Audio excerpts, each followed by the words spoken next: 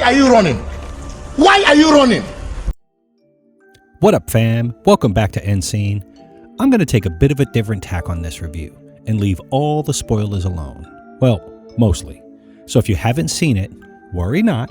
I won't ruin your time. Yet. But to get my full board take on what I didn't like and what I hated about this one, hit the subscribe button so you'll be the first to see my all spoilers, no filler take. So let's get it.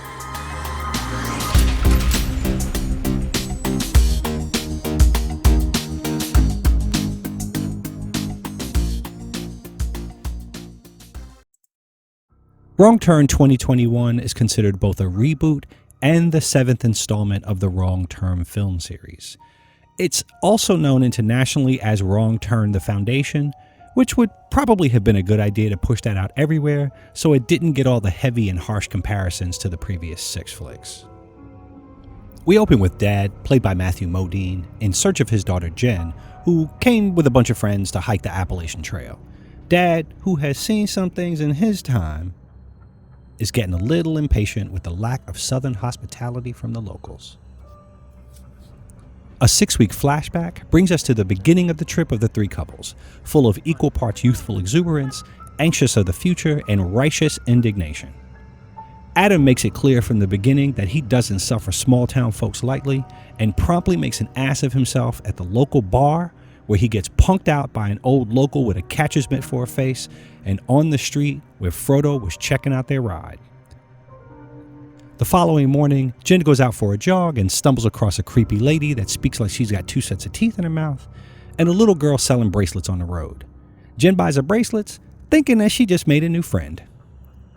The group heads out for their couple-day hike, sticking to the trail as the bed and breakfast lady suggested, until Darius convinces the group to take another detour to find a hidden Civil War artifact.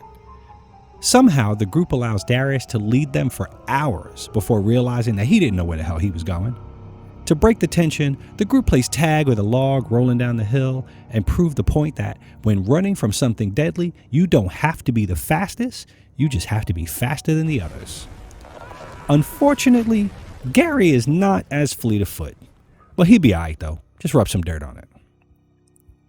Proving yet again that he's a punk, Adam gets screamed on for ditching his girlfriend to save his own skin, but they get over it. Still walking around in circles, the group is forced to camp out, and we get a glimpse of an ominous shadow hanging outside their tent. The next morning, Adam's girlfriend is missing, as well as everyone's cell phones. Now riddle me this. One of your friends is dead, you're in a weird, creepy place, laying shoulder to shoulder with your friends, but know something is amiss. Are you sleeping deep enough that someone can climb into your space, rummage through your stuff, and not wake you up? But I digress. In their search for Mila, they come across a plaque explaining the Foundation was a group of 12 families that separated themselves from the rest of society just before the Civil War, anticipating that when the world came to an end, they would be the foundation of the rebuilding of the country. Adam continues to be a burden by getting caught in a snare and dragged underground. Trying to find the cave, the group comes across a barn full of weary, lost traveler swag when they see 2 monsters carrying Adam's dumbass like a pig ready for the spit. The group takes up arms and confronts the pair, giving Adam enough time to break loose and bash one of his assailants' head into mincemeat. These 2 guys were 8 feet tall, but the second guy tiptoes away like a Scooby-Doo villain. Mila strolls out of the wood like she went to the store to get a pack of cigarettes, and Jen's moral compass spins right past self-defense and points right to... Did you just kill this man for no reason? Who are you? All we know for sure is that you just killed someone. Darius takes his turn stepping on a booby trap that should have punctured his lungs, but instead stabs him in the shoulder, and we never address that again. While hightailing it out of the forest, more goons appear and start giving chase. Adam ditches Mila again, and she catches the sharp end of another trap. I mean, what is Adam supposed to do, right? He was leaving her when she was in one piece. Is he supposed to be the loyal boyfriend now that she's a pincushion? Nah. The balance of the group is eventually tracked down, captured, and marched to the Foundation, where they face a tribunal with a leader that is quite well groomed. I don't always run a 150-year-old sovereign society, but when I do it with the Foundation. The most interesting man in the world holds court, the brother of Hamburger Face weeps, Frodo accuses the group of being meanies, and the verdict is rendered.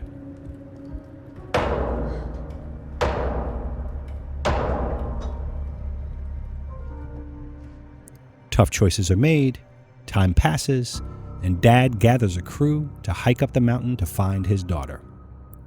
So fam, have you seen this yet? What did you think? Does it disappoint you that it doesn't follow the storyline of the other Wrong Turn movies? Let's have a chat in the comment section, and make sure you stay tuned for part 2 of my review for my in-depth critique that will have all the spoilers.